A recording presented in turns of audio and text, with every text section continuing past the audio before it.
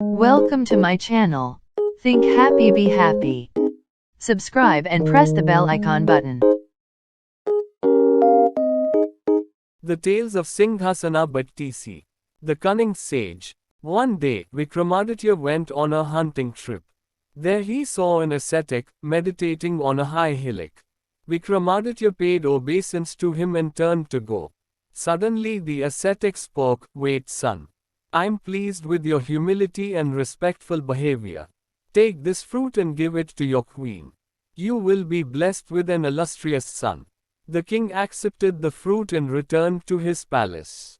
He gave the fruit to his queen. But the queen kept the fruit with her. King Vikramaditya loved his queen very much, but she was in love with the police chief of the city. The king had no idea about it. The queen gave the fruit to her paramour, wishing him an illustrious son. The police chief used to go to the royal dancer as well, and he gave the fruit to her. The dancer thought that this fruit is of no use to her. The true claimant of this fruit should be King Vikramaditya only. If an illustrious son is born to the king, he will be able to look after the kingdom well, she reasoned. Thus, the dancer came to the king, and quietly explained to him the virtues of that fruit. The king was astonished to see that fruit back in his hands again. Upon being questioned, she revealed that the fruit came to her from the police chief. The king was pained to learn that his beloved queen was having an affair with the police chief. He went to the queen and asked about the fruit. The queen lied and pretended, "I had eaten that fruit that very day itself." "Then, what is it?" The angry king showed her the fruit. The betrayal of his queen grieved him so much that he left for the forest to do penance. The queen then committed suicide due to her guilty feelings. When Lord Indra came to know that Vikramaditya had abandoned his kingdom and had gone to the forest to do penance, he got very much worried. To safeguard his kingdom, Indra immediately sent one of his representatives to his kingdom. The representative of Indra began protecting the kingless Ujjaini. After spending a long time in the forest, King Vikramaditya got over his grief and he decided to return to his own city Ujjaini.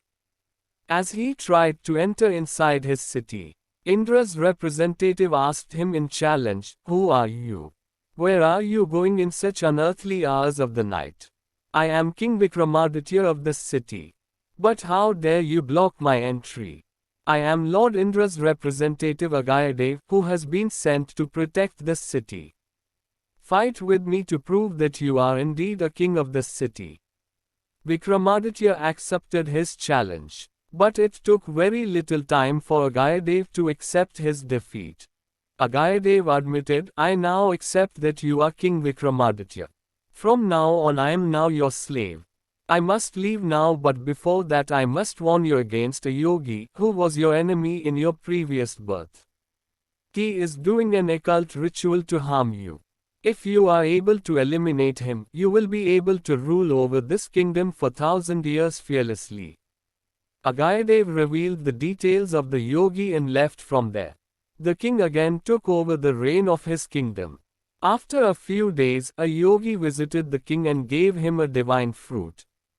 That yogi was the same enemy of his previous birth, against whom Agayadev had warned him. When the fruit was sliced, it contained an exquisite gem. The king asked the yogi as to what he would like have in return. "O king, come with me and help me out," said the yogi.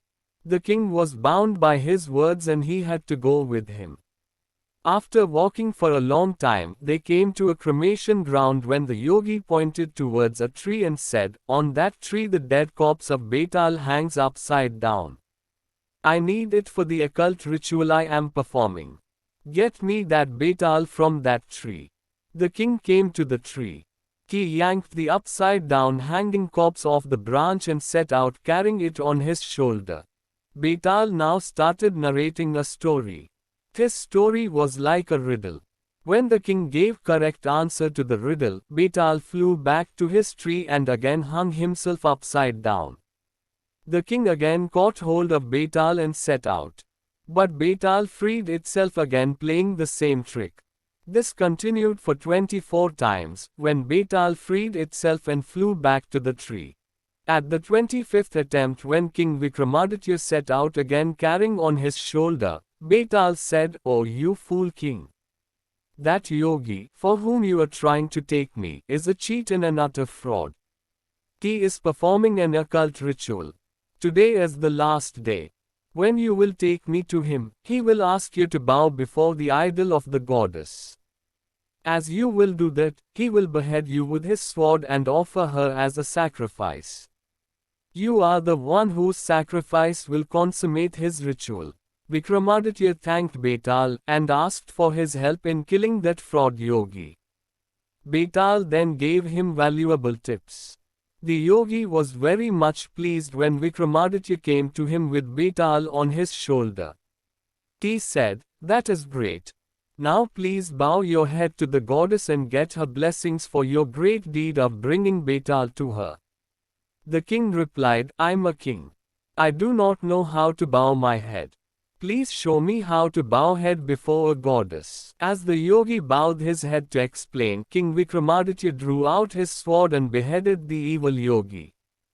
The sacrifice of the yogi pleased the goddess. She appeared and blessed the king. "I hereby provide you 2 servants for your security. Both are Betals. They will remain with you for all times. Whenever you call them, they will appear before you to do your bidding." After attaining the blessings of the goddess, the king returned to his palace and ruled for a long period. Please subscribe my channel and encourage me to upload more videos. Like, comment, share, subscribe and press the bell icon and never miss another update.